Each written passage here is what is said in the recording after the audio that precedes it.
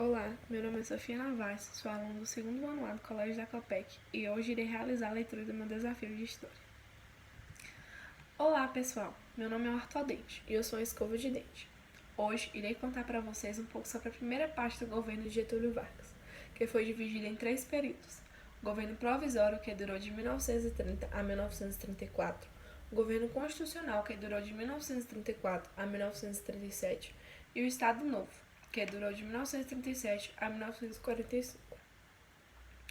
O período inicial, quando Vargas assume o poder, logo depois da Revolução de 1930, onde a oligarquia cafeira paulista sai de cena política. Vargas suspende a Constituição de 1891 e inicia o processo de centralização política, e é por isso que o nome da primeira fase é governo provisório. Nesse primeiro momento, ele cria alguns ministérios como os da Educação e do Trabalho. Passou a nomear tenentes como interventores, começou a formular leis trabalhistas e cria o Código Eleitoral, tornando o voto secreto e dando o direito de escolha de representante para as mulheres. Também criou o Conselho Nacional do Café com o objetivo de valorizar o preço do café no mercado internacional. Em 1932, em São Paulo, o povo se uniu para protestar, pois queriam uma Assembleia Constituinte, conhecido como a Revolução Constitucional Paulista. E logo, em 1934, o presidente promulga uma nova Constituição e dá início ao novo período. Com a nova Constituição, tendo oficialmente o voto secreto, o voto feminino e as leis trabalhistas, acontece uma radicalização ideológica, com a fundação da Ação Integralista Brasileira em 1932, que tinha preceitos fascistas e era liderada por Plínio Salgado. Em 1935 foi criada a Aliança Nacional Libertadora, tendo participação de diversos setores de centro e de esquerda, incluindo o Partido Comunista Brasileiro.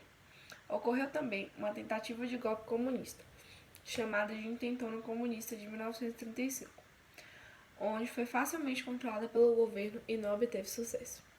Quando o mandato de Vargas estava prestes a acabar e iriam ter novas eleições, surge um suposto ataque comunista assinado por um espião soviético, mas não passou de um golpe do próprio presidente para concentrar ainda mais o poder. Depois, descobriram que a carta foi escrita por Olímpio Maurão, com o consentimento do presidente, conhecido como o Plano Collor.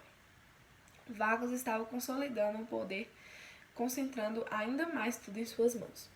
Utilizando a falsa ameaça comunista, ele fecha o Congresso e nomeia interventores em todos os estados com o apoio do Exército Nacional.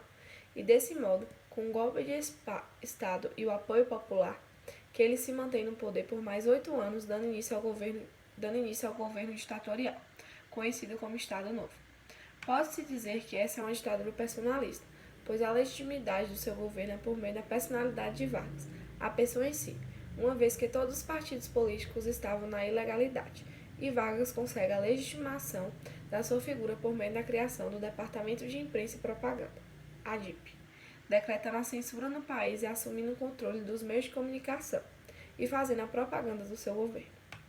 Em relação à economia, Vargas promove a industrialização brasileira, criando empresas estatais como o Vale do Rio Doce, a Companhia Siderúrgica Nacional, sendo essa a primeira vez que vimos a industrialização como uma política de Estado no Brasil.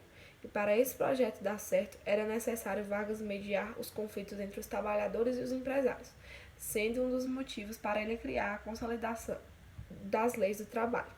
Mas, na verdade, já era uma reivindicação bem antiga da classe operária, antes mesmo do governo de Vargas. E a partir daí, ele fica conhecido como o pai dos pobres. Com a entrada do Brasil na Segunda Guerra Mundial, do lado dos Estados Unidos, a ideia de democracia ganha força. Os militares que apoiaram o presidente se voltam contra ele. Era contraditório um regime autoritário lutar contra ditaduras fascistas da Europa.